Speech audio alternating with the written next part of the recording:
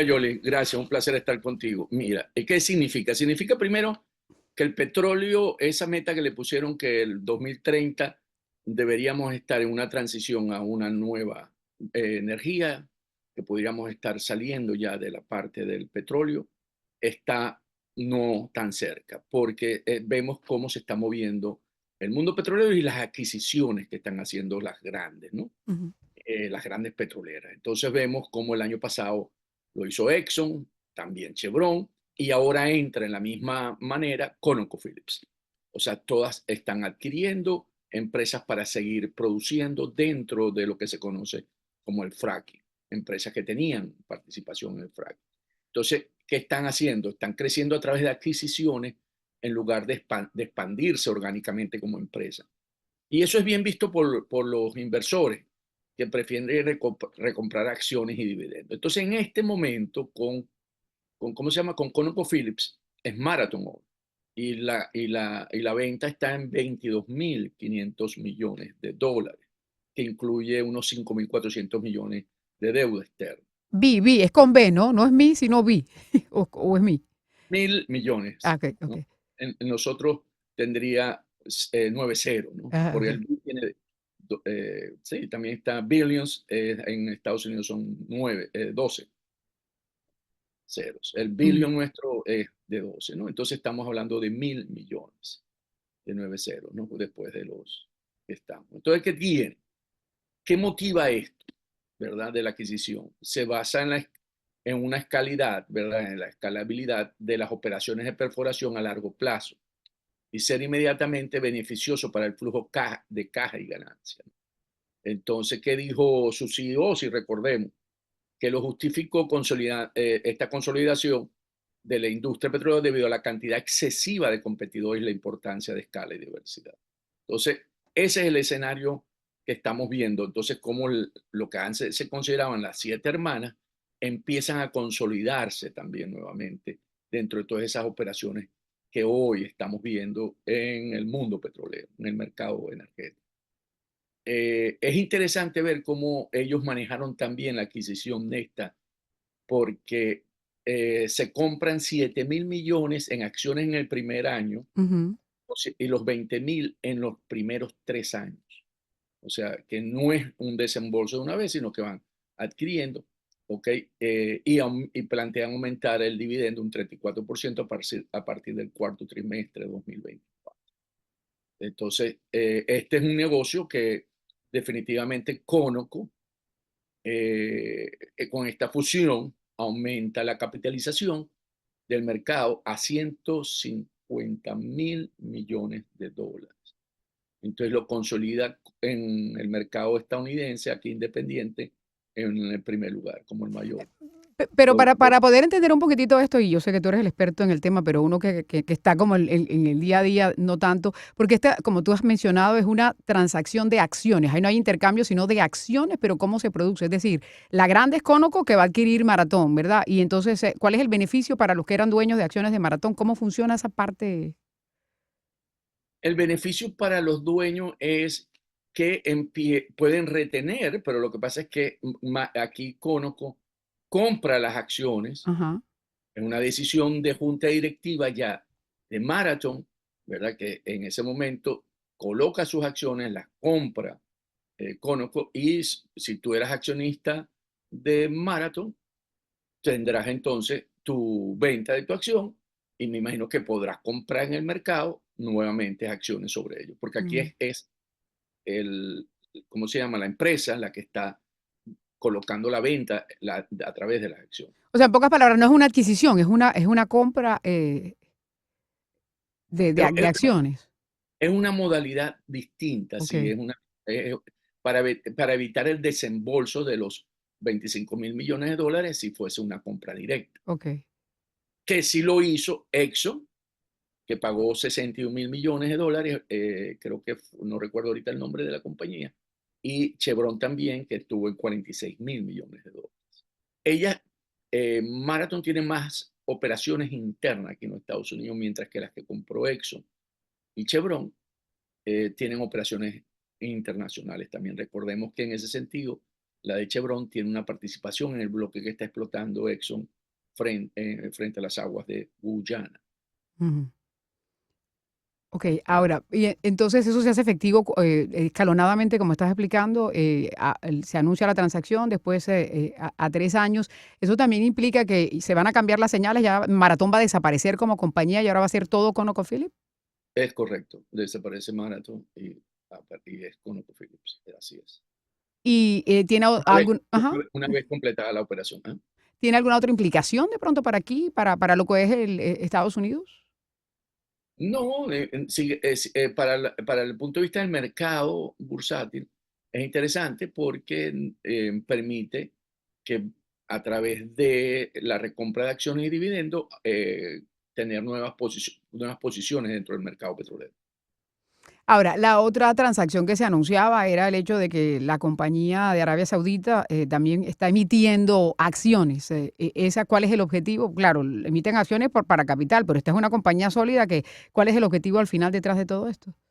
Ok, aquí recordemos que Aramco, la empresa saudita petrolera, está por segunda vez Ujú. ofertando 1.545 millones de acciones a un precio de $7.12, que es el precio de mercado, 7.23. Esto equivale a que están recogiendo alrededor de 12.000 millones de dólares. Ok, veamos qué implica aquí en este caso, ¿no? Este es un estatal que Arabia Saudita es la que tiene el mayor control de la empresa, tiene como el 98-99% porque lo que ha vendido es muy poco. Y aquí básicamente recordemos que Arabia Saudita está en un plan, lo que llaman ellos también su visión 2030 de expansión y de crear un modelo para Arabia Saudita que necesita recursos. Entonces lo que está haciendo aquí es capitalizando rápidamente a través de la empresa un dinero que va directamente para financiar los gastos del Estado saudita. O sea, cuando son estatales, recordemos que aquí el accionista es el Estado y ellos son no los que pueden tener el beneficio de esta venta de acciones porque entran a través de la parte de impuestos y entra a través de las utilidades que tiene la empresa, ¿no? Entonces, aquí el año pasado, Saudi Aramco tuvo una utilidad, una ganancia de 121.000 millones de dólares, pero fue menor que el del 2022, que recordemos que por la guerra, por la invasión de Rusia a Ucrania, aumentó el precio del barril, llegó a 90, 92, 100, el promedio de año estuvo como en 92, 93 el WTI. Y por supuesto, este año se ha mantenido entre los 76 y los 80 y hay un déficit, ¿verdad? Por los precios más bajos. Y supongo que esa es una decisión que tomó la directiva de Saudi Aramco conjuntamente con el Reino Saudí para poder entonces tener los niveles de ingresos que necesitaba para la caja del Estado. Ellos también están en un proceso de diversificación, ¿no? Porque como saben que no va a haber petróleo para toda la vida y además que van a buscar otras alternativas. ¿Eso también está de pronto en el marco de eso que están Está haciendo? dentro del proyecto que ellos tienen de cambiar el modelo de cómo se maneja la parte de negocio dentro de Arabia Saudita, de ir haciendo esa transición de depender del petróleo a una economía diversificada en ese sentido, sí. Ahora, aparte de estos dos titulares que habían relacionados con el tema petrolero, también estaban mencionando que parece que estaba subiendo un poco el precio del gas natural y cómo está el mercado en general en este comienzo de semana y comienzo de mes. Lo que está más reciente es que viene la reunión de la OPEP, en la que lo que se está escuchando es que se van a mantener los recortes de la OPEP para mantener el precio ese del barril entre 80, ¿verdad? El Brent, el marcador europeo, 86, 87. Aquí, aquí hay un pero Irak e Irán anunciaron que iban a aumentar producción, a elevar la producción, a pesar de esos planes de mantener los recortes de producción. Entonces, ¿qué ocurre? Que Irak ha dado licencia para 29 proyectos petroleros, lo que podría aumentar su producción a 6 millones, que está en 4, a 6 millones de barriles día en un plan de unos 4 o 5 años. E Irán también aspira a aumentar su producción ahora a 4 millones de barriles día, porque ha aprobado 32 nuevos proyectos petroleros con una inversión de 4.600 millones de dólares. Entonces, ¿qué tenemos? Tenemos que dos de los principales productores dentro de la OPEP están con planes de expansión. Por eso te dije, aquí lo que podemos ver un escenario que están todavía sacándole los beneficios al petróleo porque no se agota, como se ha venido prediciendo que tendríamos que cambiar a partir de la Agenda 2030, tanto en China como aquí en Estados Unidos. Entonces, vemos como estos productores lo que dicen es, vamos a aumentar la producción para poder tener los beneficios ahorita. Entonces, ¿qué estamos viendo? Que estos dos países decidieron entonces aumentar producción. ¿Eso qué va a pasar?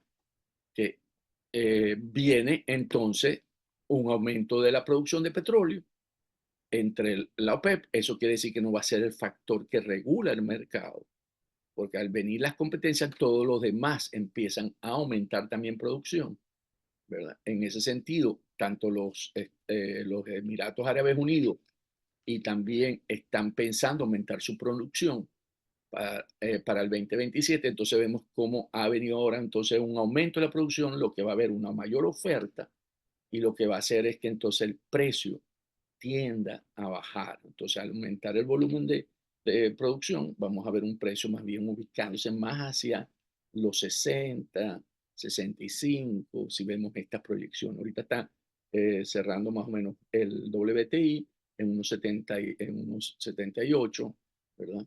Y entonces vamos a empezar a verlo, no ahorita, pero vamos a tener si estuviéramos planificando para el 2025, precios más bajos en Mm. cuanto al precio del petróleo. Ahora, y lo que tiene que ver con la reserva petrolera de Estados Unidos, que estaba pendiente de llenarla, pero que el precio no era eh, una opción en ese momento, ¿cómo va esa parte?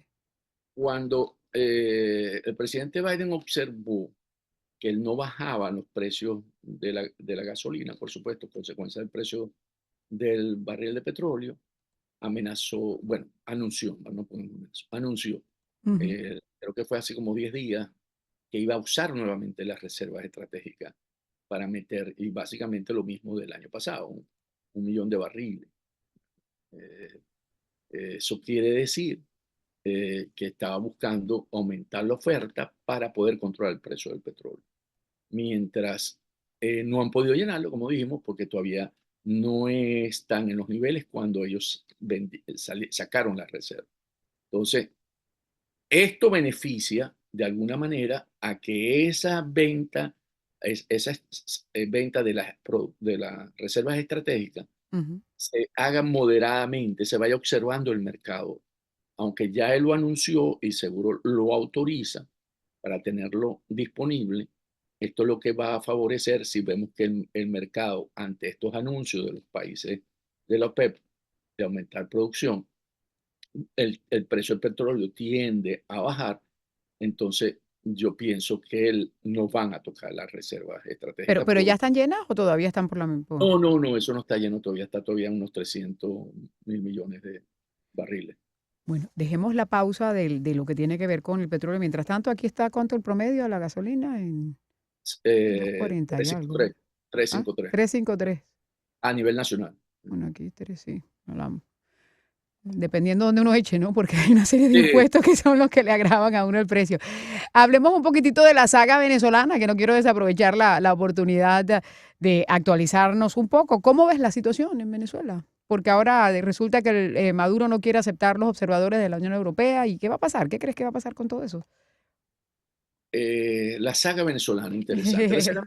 La saga venezolana es que Miraflores sabe de que no tiene los votos para ganar esta elección, ya yo lo sabe. O sea, Ujú. porque los márgenes, cuando la gran mayoría de las encuestas entre Edmundo González Urrutia, el candidato de la plataforma unitaria, y María Corina Machado, y Maduro son de 40, de 45 puntos. Mucho más que lo que ocurrió en México ayer, ¿no? La distancia entre uno y otro, el primer primero y el segundo. ¿Eso qué pasa? Que con ese margen de diferencia, no hay nada que hacer. O sea, es muy difícil que tú convenza al resto de los poderes públicos que hoy controla Maduro, hablemos, la Fiscalía, la Asamblea Nacional, el Tribunal Supremo de Justicia y las mismas Fuerzas Armadas, consideren darle una patada a la mesa, porque eso significa que la gran mayoría del pueblo venezolano votó por el cambio y eso lo ve toda la gente. Entonces, eso lo que hace es básicamente que obliga a Maduro a no tener una opción de poderse mantener en el poder. Entonces, ¿qué le queda? Dice, ok, el elemento que están usando es el miedo. ¿En qué sentido? Bueno, salgan a votar y voten todo lo que ustedes quieren, a la final nosotros vamos a quedarnos en el poder. ¿Por qué? Porque eso puede tener un efecto en el elector y dice, ¿para qué voy a ir a votar si a la final Maduro siempre se va a quedar? Entonces lo que está buscando es básicamente recortar esa brecha, porque al ser muy amplia, como dijimos, no le da margen de maniobra. Y entonces ver si logra que la gente, el elector, se abstenga y que ese margen, en vez de ser de 30, 40 puntos, sea de 10, 15, que eso sí le da una capacidad de poder De buscar. manipular. O sea, matarle un poco la esperanza y la ilusión que tiene mucha gente de ir a las urnas. ¿Y crees que esa Pero, estrategia va a funcionar? no, no, porque hay una decisión que tomó ya el pueblo venezolano de cambiar, de buscar un cambio de gobierno o de rey. Entonces, es muy difícil. Ya a 7 semanas, 8 semanas que toca la elección, es muy difícil cambiar ya ese sentimiento de ira y esa determinación e intención de ir a votar para buscar un cambio pacífico en Venezuela. Mm, Pues bien, vamos a seguir analizando todos estos temas contigo, por supuesto. Antonio, muchísimas gracias por estar aquí con nosotros. Siempre a la orden, un placer Muchas contigo. gracias. Es Antonio de la Cruz, presidente de Interamerican Trends, con nosotros a esta hora.